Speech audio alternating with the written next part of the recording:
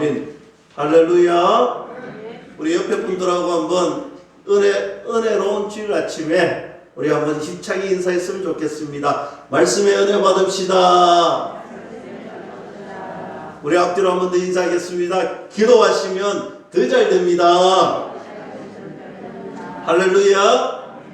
여러분, 오늘은 우리가 성경 인물 시리즈 중에 아비가일이라는 인물의 제목을 성경 말씀 우리 주보에 그대로 사용했는데, 이 아비가일을 우리 함께 말씀을 나눌 때에 얼마나 현숙한 여인인지 지혜로운 여인인지 우리 이 말씀을 통하여서 오늘 발견하기를 원합니다. 여러분, 왜냐하면 우리가 살아가는 이 세상에는 갈등이 많아요. 여러분, 가족들끼리도 갈등이 있잖아요. 너무너무 사랑했던 신랑 신부가요, 조금만 지나면 갈등이 생겨요. 오늘 직장에 가면 너무나도 오랜 시간 함께 해야 되는 그 직장 생활 속에서도 갈등이 생겨요. 여러분, 노인정에 가도요, 노인정에 가면 화목하고 즐거워야 되는데 갈등이라는 것이 찾아오면요, 그 노인정은요 참 힘들어요. 여러분, 우리가 교회에도요, 우리 천국에 못 들어가고 이야기하는 이 교회에도요, 갈등이라는 것이 딱 들어오면요 얼마나 힘든 우리가 믿음의 신앙생활을 해야 되는지 몰라요. 여러분, 심지어 여러분 어린이집에 가면, 오늘 저 이쁜 아이가 왔는데 우리 아이가 이제 조금 있으면 어린이집에 갈 텐데, 어린이집에 가면요 여러분 어린이집에도 갈등이 있더라고요. 요즘은 갈등이 없는 곳이 없어요. 가는 곳곳마다 갈등이 있는데, 그러면 왜 이 갈등들이 곳곳에 있을까? 그것은요 분명합니다. 오늘 우리 아이들하고도 말씀을 나눌 때에 우리가 이거 하나만큼은 정확하게 알아야 되는데, 우리는 태어날 때부터 죄된 인생입니다. 여러분, 우리는 태어날 때부터 죄된 인생입니다. 우리 인생은요 죄된 인생이기 때문에 우리가 죄된 삶을, 우리가 본질적으로 죄된 삶을, 우리 죄성이 안에 있기 때문에 우리는 본질적으로 죄된 인생을 살 수밖에 없습니다. 그래서 갈등이라는 것이 생기게 되어 있습니다. 여러분, 주변에 갈등이 생긴다고 너무 당황하지 마세요. 어떻게 교회 안에서 이런 갈등이 있지? 어떻게 신혼부부가 저렇게 갈등이 생길 수 있지? 여러분, 너무 당황하지 마세요. 어쩌면 당연한 결과이기도 합니다. 우리의 삶은요 마치 고슴도치 같아서 누군가가 나에게 달려오면요 나는 가시로 그 사람을 찌르는 거예요. 우리 인생이 이런 고슴도치 같은 인생인데, 이유는 한 가지, 우리는 죄성이 가득한 죄악된 본성이 바로 죄성이 가득하기 때문이라는 것입니다. 그래서 중요한 것은요, 이 갈등이 생기면, 이런 갈등이 우리의 삶에 나타나면 이 갈등을 중재하는 중재자가 필요하다는 거예요. 그래서 저는 이 아비가일이라는 여인에 대해서 말씀을 나눌 때에 여러분 좀 피부로 와닿는 말씀인 것 같아요. 이 갈등의 중재자가 되어야 된다. 누구처럼? 아비가일처럼. 그래서 오늘 저는 이 아비가일의 말씀을 좀 길게 살펴보려고 합니다. 먼저 25장 말씀을 딱 펴놓으셨죠. 그럼 2절 말씀으로 한번 들어가 보겠습니다. 2절에 이렇게 표현합니다. 마혼에 한 사람이 있는데, 오늘 아비가일을 이제 소개하고 이야기를 시작하는데 한 남편이 있다라는 거예요. 근데 그 남편이 누구라고 정확하게 이야기하지 않습니다. 마혼의 한 사람, 어쩌면 조금 하찮게 여겨지는 듯한 뉘앙스를 풍깁니다. 저는 이것을 성경이 주는 의도적인 표현이다, 이렇게 이야기하고 싶어요. 의도적으로 좀 아비가일의 남편에 대해서 하찮게 쓰고 있는 것 같아요. 그래서 굳이 좀 밝히지 않아도 될 말인데, 그의 생업은 갈멜에 있고, 여러분 이 갈멜 인터넷에 딱 치면 갈멜이라는 것과 갈멜산이라는 것이 좀 비슷하게 똑같이 여겨지도록 나오는데, 사실 갈멜과 갈멜산은 전혀 다른 지역입니다. 오늘 이 갈멜은 어떤 지역이냐?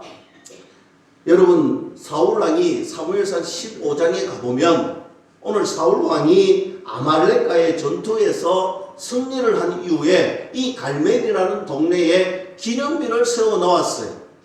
오늘 갈멜 사람들은 이 기념비를 세워놨다는 것은 무슨 말이냐?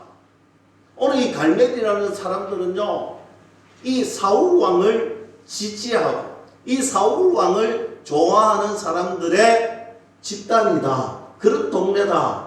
그렇게 말씀하고 있는 거예요. 사울을 지지하는 사람, 즉 아비가일의 남편도 사울 왕을 지지하는 사람이다 라는 거예요. 그러면서 이 아비가일의 남편이 어떠냐? 심히 부유한 사람, 부자다 이렇게 표현해 놓고 있습니다. 얼만큼 부자냐? 양이 3천이, 염소가 1000마리다. 뭐 피부로 잘 와닿지 않아요. 우리가 양을 치거나 염소를 치지 않아서. 그러나 엄청난 부자다.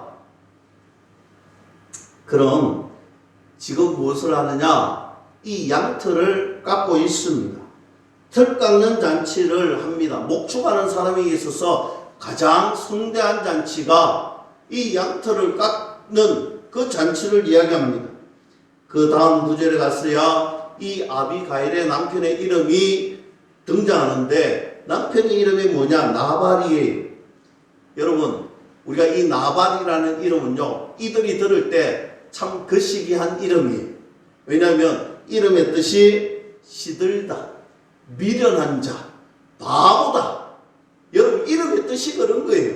나발이다 하면 너는 바보다, 너는 미련한 자다, 너는 시들은 자다, 이렇게 이름을 부르는 거예요. 그러니까 이 아비가일의 남편은 미련한 사람이, 아비가일의 이름의 뜻은 그럼 무엇일까? 정반대의 뜻을 가지고 있습니다. 기쁨의 아버지, 기쁨의 원천. 그러니까 이 아비가일에 가는 곳곳마다 이 이름대로 기쁨이 넘치고 기쁨이 샘솟는 놀라운 일이 일어나게 되는 것입니다. 3절 말씀에 아비가일을 설명하는데 총명하고 용모가 아름다우니, 여러분 한번 보세요.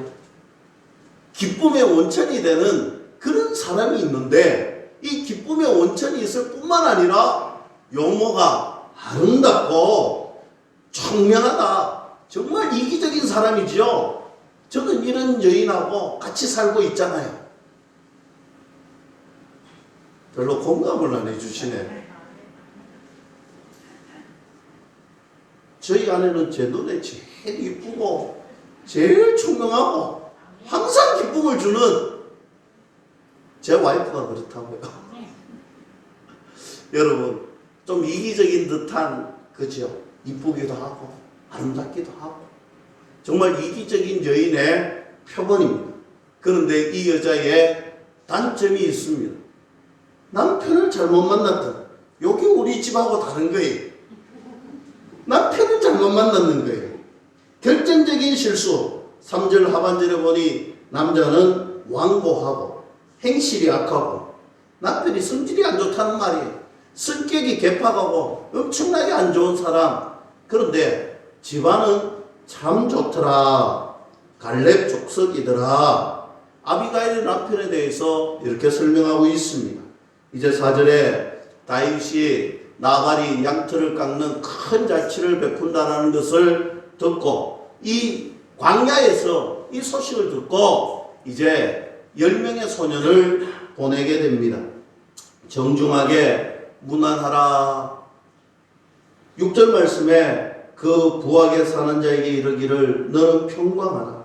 너의 집도 평강하라. 너의 소유도 모든 것도 평강하라. 이렇게 정중하게 문안을 하고 음식을 좀 달라라고 요청을 합니다. 사랑하는 성도 여러분, 이것은요 그냥 달라는 것이 아니에요. 구걸하러 간 것이 아니에요. 7절 말씀에 보면 정당한 요구라는 것을 알 수 있습니다. 너의 양털 깎는 자들이 있다 함을 이제 내가 들었노. 너의 목자들이 우리와 함께 있었으나 우리가 그들을 해치지 아니하여 그들이 갈멜에 있는 동안에 그들의 것을 하나도 잃지 아니하였다라고 했습니다. 여러분, 광야에 오늘 다윗과 함께 이 목동들이 있었는데 오늘 하는 말이 이런 거예요. 이 목동들이 이 광야에는요 강도떼들이 많아서 막 빼들러 오는데 지켜주었다. 누가? 다윗 왕이, 다윗 장군이 지켜주었다는 거. 그렇게 지켜주니까 너 목동부터 너의 모든 가축들이 하나도 해하지 않았지 않느냐. 오늘 그 말을 하고 있습니다. 안전하게 지켜주었으니 정당하게 요구하고 있습니다.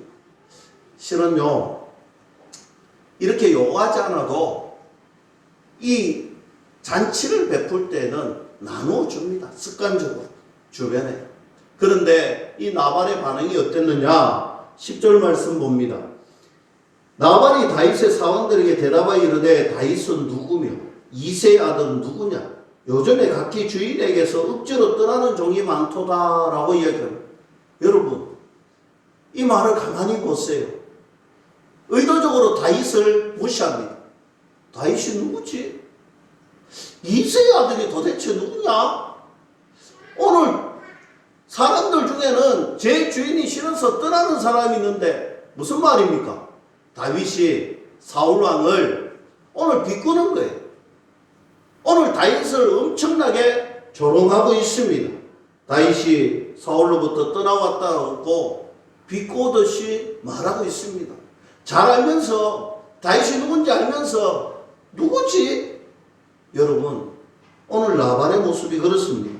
그때 다윗을 멸시할 때 11절에 내가 어찌 내 뜻과 물과 내 양털 깎는 자를 위하여 잡은 고기를 가져다가 어디서 왔는지도 알지 못하는 자들에게 주겠느냐.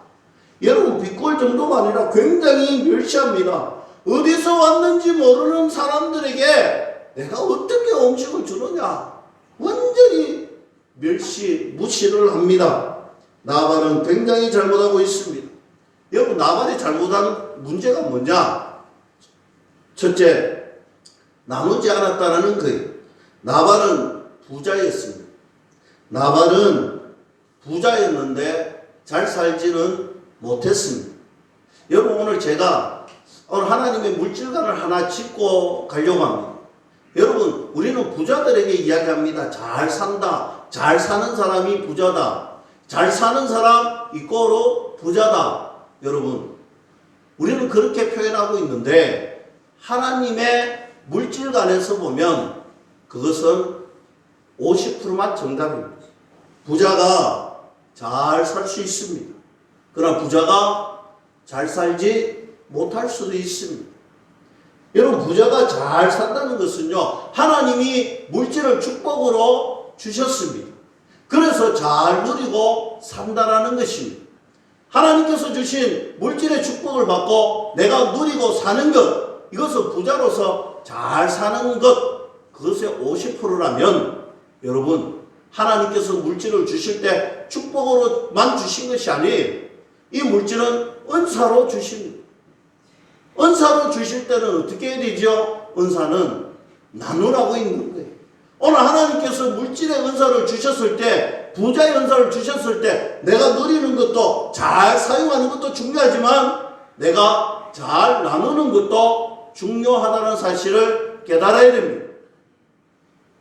이것이 바로 하나님이 주시는 물질관이 여러분 잘 사시는 부자들 되시기를 주님의 이름으로 간절히 축복합니다. 크든 작든 잘 누리시고 크든 작든 잘 나누는 사람이 되어야 된다. 실제로 이 물질에 대해서 하나님께서는 신약의 모델을 제시하고 있습니다. 사도행전 4장 32절에 초대교회에서 이런 장면이 나오지요. 초대교회는 유무상통 했을 뿐만 아니라 각자의 필요에 따라서 내 것을 가지고 와 나누어 주었습니다. 34절에 중요한 것은요, 그 중에 가난한 사람이 없으니 했습니다. 여러분, 저는 공산당의 그런 공산주의와는 전혀 다르다는 것을 말씀을 드립니다. 이미 한번 설교를 해드렸죠. 오늘 이 공산주의와는 전혀 다릅니다. 당시에 어떤 일이 있었는지 아시잖아요. 오늘 명절을 맞이하여 왔다가 오늘 하나님 말씀이 너무나 은혜되어서 돌아가기가 이제 내가 가지고 온 식량과 여비가 떨어져서 돌아가야 되는 상황인데, 야, 우리 은혜 받았으면 말씀 더 같이 듣자. 말씀 더 같이 듣는 동안 내가 가지고 있는 거 너에게 나누어 줄게. 오늘 그렇게 말씀을 듣고 오늘 초대교회의 은혜를 받고 성령 충만 받아 돌아가는데, 오늘 거기에 분명하게 얘기합니다. 가난한 사람이 한 사람도 없었다라는 거예요. 여러분, 세상에는요 가난한 사람들이 참 많아요. 저는 적어도 누리고 오늘 하나님이 주시는 물질을 받아서 오늘 특별한 은혜를 받았으면요, 오늘 그 축복을 누릴 뿐만 아니라 그 은혜 은사를 나누어 주면요, 이 세상은요 더 많이 부유해지고 이 세상에는 가난한 사람이 사라질 것이라고 저는 믿습니다. 우리 교회가, 저와 여러분들이 작은 것이든 큰 것이든 하나님이 주신 축복도 누리고 하나님 주신 은사도 나누어주는 그런 아름다운 믿음의 거목들이 되기를 주님의 이름으로 간절히 축원합니다. 나발의 두 번째 잘못은요, 바로 멸시하는 말을 했다라는 거예요. 여러분, 말은 굉장히 중요합니다. 말이라는, 언어라는 것은요 굉장히 중요합니다. 우리 믿음의 주인공들인 저와 여러분들은요, 오늘 이 시간 이후로 말의 중요성, 정말 이 말의 힘, 우리가 알잖아요. 아름다운 말들만 할 수 있기를 축복합니다. 말하는 것은요, 사람을 살리기도 할 수 있고 사람을 죽일 수도 있습니다. 말이라는 것은 다른 사람을 행복하게도 할 수 있고 불행하게도 할 수 있습니다. 말이라는 것은요, 사람들을 위로해 줄 수도 있지만 반대로 슬픔에 빠지게도 한다라는 거예요. 여러분, 책을 한 개 소개하겠습니다. 언어의 온도라는 책이 있어요. 언어의 온도. 언어에도 온도가 있다. 따뜻한 온기가 있는 말이 있고 굉장히 차가운 언어가 있습니다. 따뜻한 온기가 있는 말은요, 슬픔을 감수어주는, 감사해주는 그런 단어가 세상살이에 지쳐있는 사람들에게 위로를 주는 언어라고 합니다. 또 언어 중에 용광로처럼 타오르는 언어가 있다 이야기해요. 감정이 잔뜩 실려서 쏘아붙이는 언어. 속은 시원했는지 몰라도요, 상대방은요 그 언어에 화상을 입게 되는 언어라고 합니다. 그리고 아주 차가운 언어가 있는데, 사람의 관계를 잘 풀어가기보다는요 그런 언어를 통하여서 꽁꽁 얼게 만들어 버리더라는 거예요. 사랑하는 성도 여러분, 여러분의 언어는 어떤 온도를 가지고 있습니까? 여러분 가족에게 남편과 아내가 어떤 언어를 쓰고 있습니까? 여러분 가정의 자녀들과 여러분들은 어떤 언어로 대화하고 있습니까? 오늘 교회의 지체들에게 우리는 어떤 언어로 만남을 가지고 있습니까? 여러분의 직장생활 속에 여러분은 그들에게 어떤 온도의 언어를 주고 있습니까? 그리스도의 언어는 온기가 따스한 언어가 되어야 될 줄로 믿을 수 있기를 간절히 축복합니다. 그 문제는 뭐냐면 언어 사용에 실수가 많다라는 거예요. 여러분, 언어 사용에 실수가 많다는 것 예외는 없습니다. 나는 절대로 안 그렇대. 나는 좋은 말만 쓴대. 나는 따뜻한 말만 해. 여러분, 우리는요 실수투성이잖아요. 우리의 은혜의 온도는요, 하나님의 은혜가 없으면요 절대로 좋아질 수가 없습니다. 하나님의 은혜가 있어야 우리의 언어가 따뜻할 수가 있다라는 거예요. 야고보서에도 이렇게 이야기하잖아요. 이 언어를 제어할 수가 없나니. 여러분, 우리는요 사실 언어를 제어할 만한 그런 사람들이 아니에요. 내 힘, 내 능력으로 안 돼요. 그럼 어떻게 해야 되느냐? 하나님이 그 입술을 지켜주시고 하나님이 우리의 심령 속에 은혜 주시면 된다. 믿을 수 있기를 축복합니다. 여러분, 내 힘으로 안 됩니다. 하나님의 은혜로 됩니다. 우리 말에 실수가 많이 있습니다. 실수할 때는 그럼 어떻게 해야 되느냐? 진심으로 사과해야 합니다. 여러분, 사과를 영어로 apologize라고 읽습니다. 이것은 그리스어 아폴리기아에서 나왔는데요.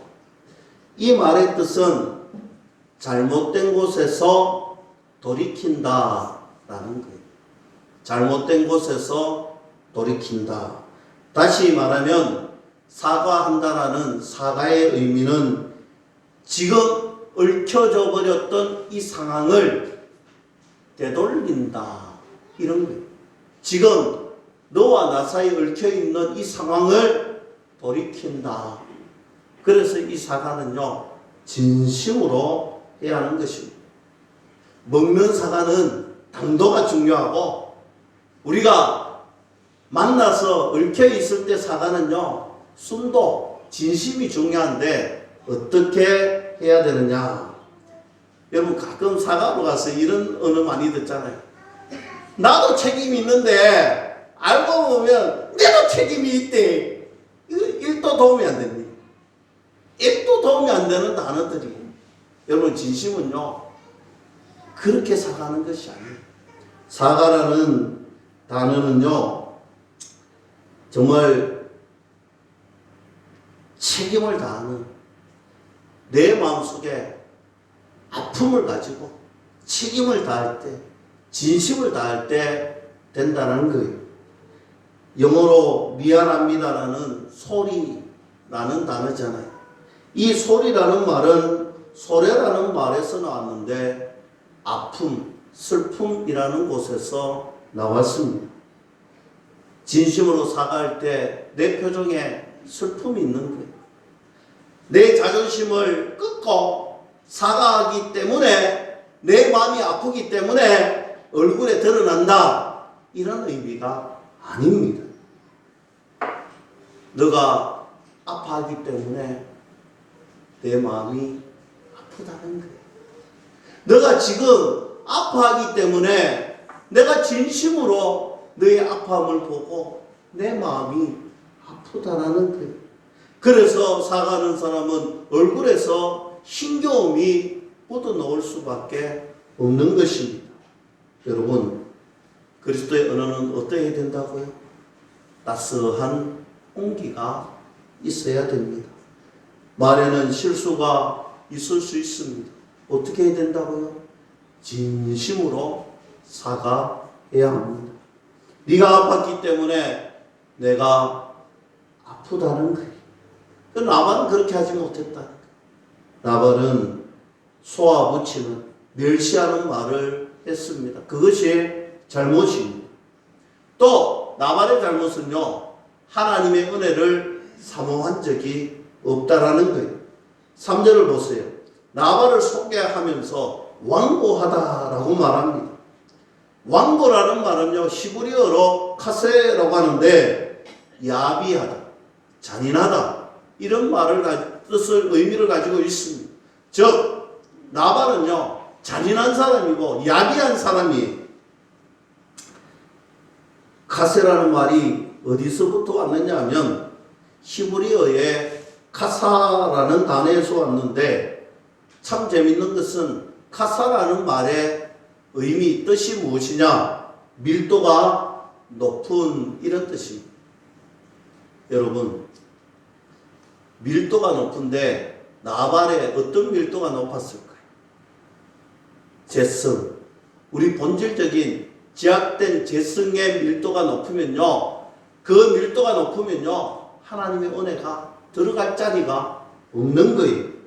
여러분, 하나님의 은혜가 내 심령에 들어오면 내 심령에 내재되어 있던 재성이 녹아내리는 줄 믿을 수 있기를 축복합니다. 하나님의 은혜가 들어오면 내 속에 더러운 것들이 녹아내릴 수밖에 없다라는 거예요. 그러나 내 속에 하나님의 은혜가 들어오지 않으면 내 속에 있는 죄성의 밀도가 높아져 있다라는 거예요. 이것이 바로 나발의 잘못입니다. 하나님의 은혜가 들어올 공간이 없었던 것이요. 나발은 하나님의 은혜의 공간을 만들지 못한 잘못이 있습니다. 사랑하는 성도 여러분, 때를 따라 돕는 하나님의 은혜가 여러분들 심령마다 충만하시기를 주님의 이름으로 간절히 축원합니다. 그러면 이 나발의 행동에 대해서 다윗의 반응은 어땠느냐? 13절에 다윗이 자기 사람들에게 이르되 너희는 각기 칼을 차라니 각기 칼을 차매 다윗도 자기 칼을 차고 400명 가량을 데리고 올라가고 200명은 소인물 곁에 있게 하니라 했습니다. 여러분, 다윗의 모습은요, 평소에 참 인자하고 다정다감한 모습이에요. 그런데 오늘 전혀 다른 다윗의 모습을 발견합니다. 오늘 무장을 시킵니다.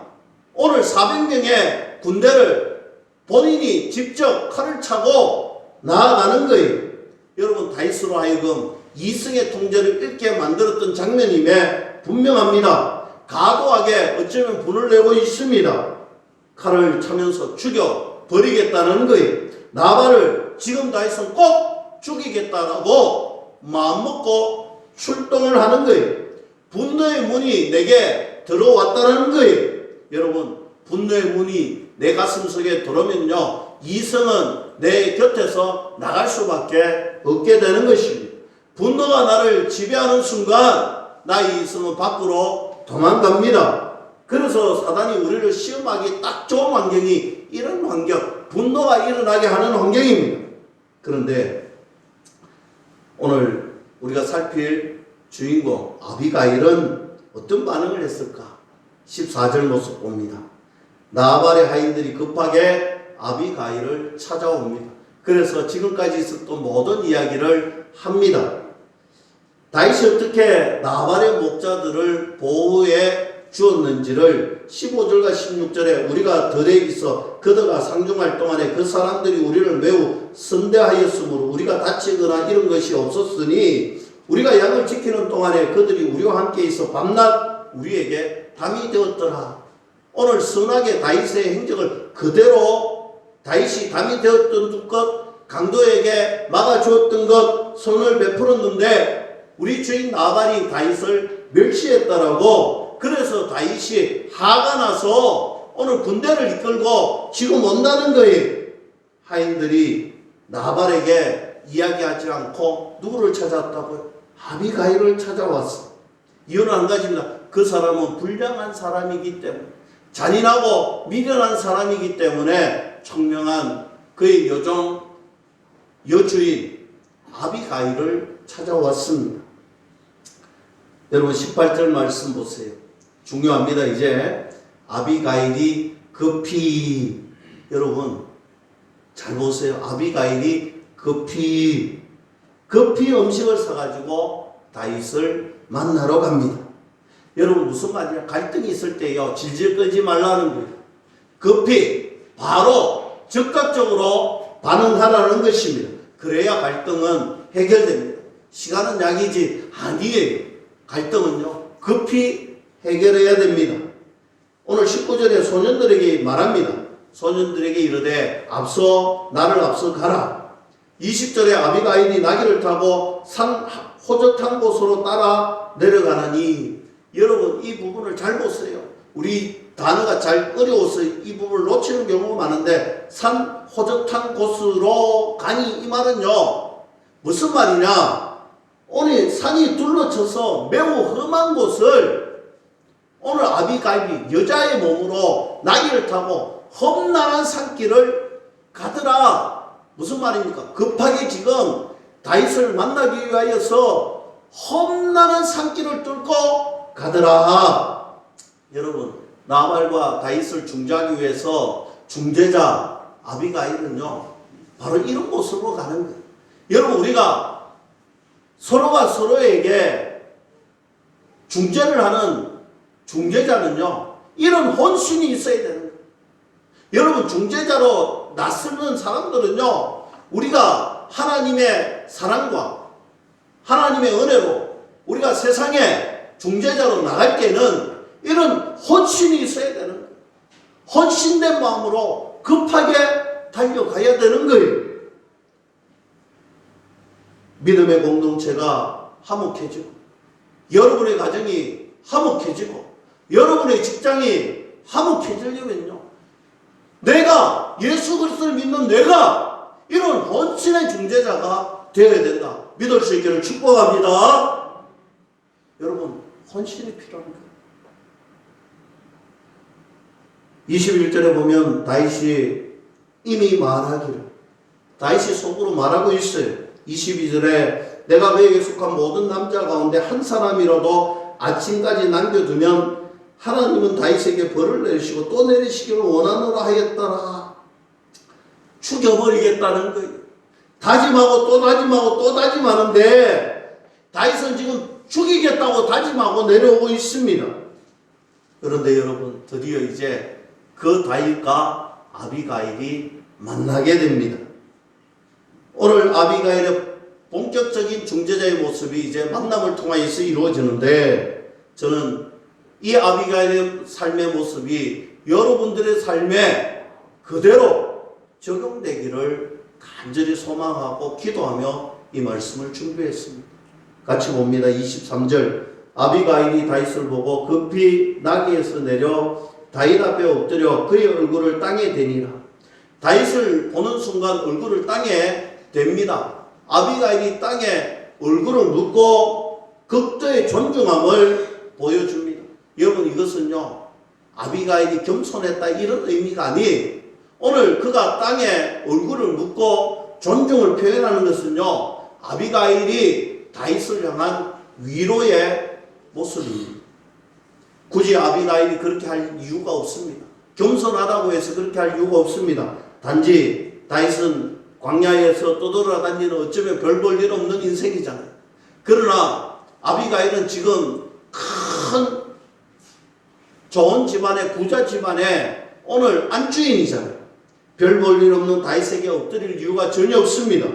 겸손이 아니고 이것은 바로 다윗을 향한 위로의 모습입니다. 내 남편 때문에 당신 많이 아팠죠? 내 남편 때문에 지금 마음이 많이 쓰라리죠? 가슴 아팠고 고통스러웠던 그 다윗 앞에 위로의 존중을 표시하고 있습니다. 여러분, 중재자는요, 이런 위로가 필요합니다. 24절에 아비가일은 이렇게 이야기합니다. 굉장히 중요한 말씀입니다. 그가 다윗의 발에 엎드려 이르되 내 주여 원하건대 이 제약을 나 곧 내게로 돌리시고. 이거 다 제 잘못입니다. 이거 다 제 잘못입니다. 화가 나시면 그 화 저한테 푸세요. 여러분, 이 도목에서 저는 예수님을 보는 것 같았어요. 예수님이 아무 잘못 없이 신 예수님이 인류의 죄를 지시고 이 땅에 오셔서 오늘 겟세마네 동산에서 기도하잖아요. 아버지, 이 잔을 내게서 옮겨옵소서. 예수님 십자가 짊어지기 싫어서 그런 게 아니잖아요. 지금 이 십자가의 짐을 짊어지고 이 지금 대속의 이 짐이 얼마나 무거운 짐이고 얼마나 무거운 모습인지를 표현하잖아요. 그러나 이 죄의 무게가 너무나 크지만 이 잔을 내게서 옮기시옵소서. 여러분, 예수님이 한 번도 도망하거나 한 번도 십자가를 회피한 적이 없습니다. 예수님은 당당하게 그 십자가에 올라가서 이렇게 말씀하시잖아요. 다 이루었도다. 다 이루었도다. 주님의 사랑의 절정입니다. 저는 구약시대에 이 예수님의 위대한 사랑을 보여주신 한 여인이 있다면 이 아비가일이라고 분명히 말씀할 수 있습니다.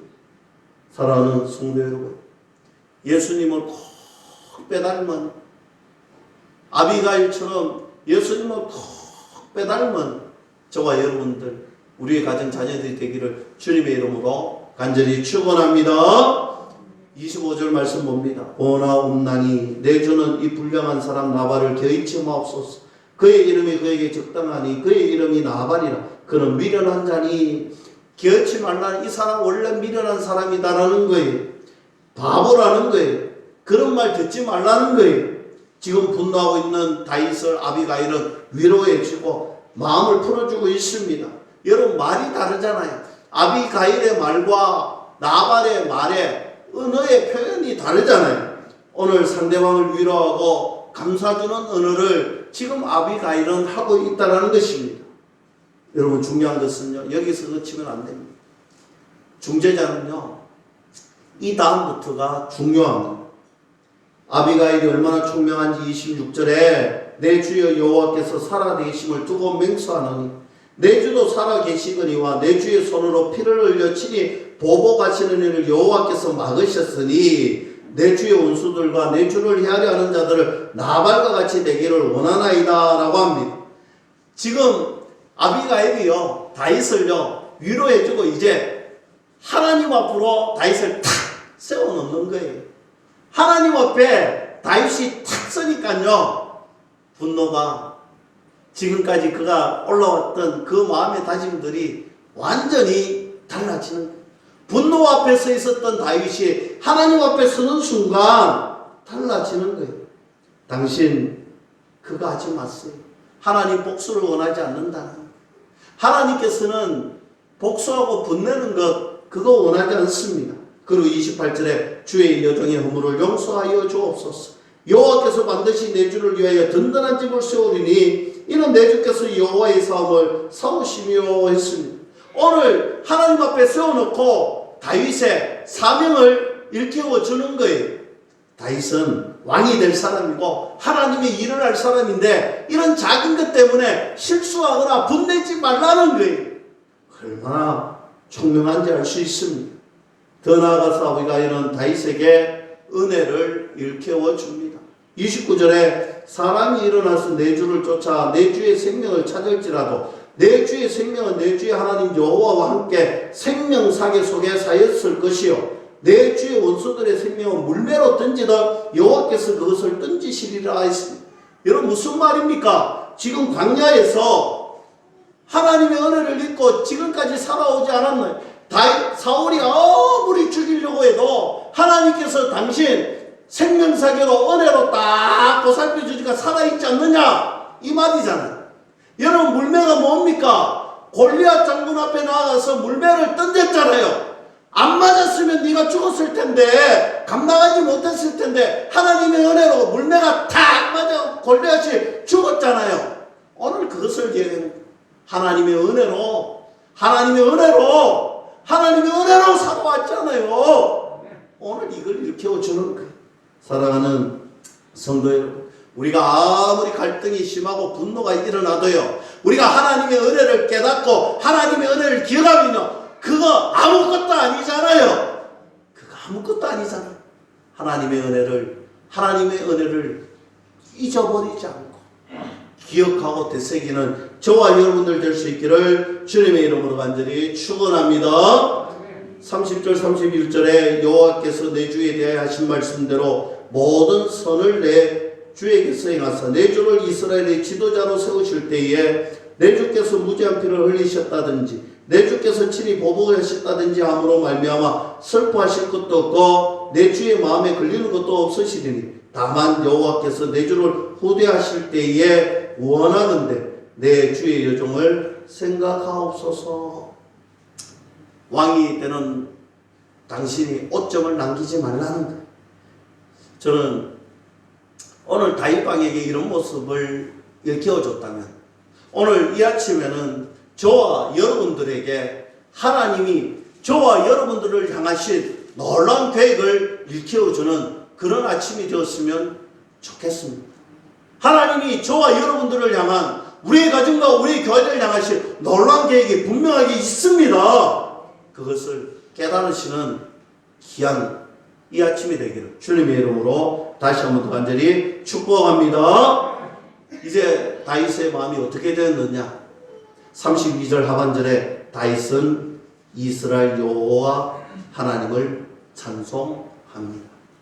여러분, 분노한 사람이 바뀌어서 여호와 하나님을 찬송하는 사람으로 바뀌게 됩니다. 모든 상황이 아름답게 바뀝니다. 누구 때문에? 아비가일이라는 한 여인 때문에 바뀝니다. 이 아비가일의 이런 그대로 기쁨의 통로가 되었던 것이죠. 여러분, 우리가 세상에 살면서 나발 같은 사람이 될 수 있습니다. 우리가 세상 살면서 아비가일 같은 사람이 될 수 있습니다. 여러분, 우리는 어떤 사람이 되어야 될까요? 다시 본문 1절로 돌아갑니다. 사무엘이 죽음에 25장의 1절의 말씀은 참으로 슬프게 시작합니다. 이스라엘의 큰 별이 떨어진 것입니다. 그리고 누가 제일 빨리 하느냐 하면 나발과 다윗이 등장합니다. 여러분, 그들이 갈등합니다. 오늘 성경 말씀 속에서 우리에게 주시고 싶은 깊은 메시지는 바로 그것일 것입니다. 엉망진창인 사울이 오늘 사무엘이 죽고 이스라엘이 엉망진창이 된 이곳에서 오늘 하나님의 놀라운 은혜의 기적이 아비가일로부터 이스라엘이 회복되는 역사가 일어났다는 것을 들려주고 싶은 거예요. 위대한 왕도 아니요, 위대한 사람도 아니요, 그저 평범한 여인 아비가일로 통하여서 이스라엘의 회복이 주어졌다는 것입니다. 세상을 아름답게 만드는 사람은요, 위대한 왕도 아니에요. 그저 연약하고 그저 삶의 현장 속에서 기쁨의 통로가 되려고 애쓰고 노력하고 헌신하는 사람을 통하여서 회복이 이루어진다는 사실입니다. 사랑하는 성도 여러분, 비록 연약하지만, 비록 부족하지만 헌신을 감당하고 사명으로 여기고 기쁨의 통로가 되기로 다짐하며 전진하는 그 사람을 통하여서 세상은 아름다워질 수밖에 없습니다.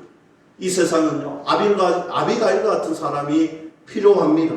갈등을 해소시켰을 뿐만 아니라 다윗을 살리는 여성이 되었습니다. 분노를 찬양으로 바꾸는 여성이었습니다. 기쁨으로 가득 채웠던 여성입니다. 말씀을 맺습니다.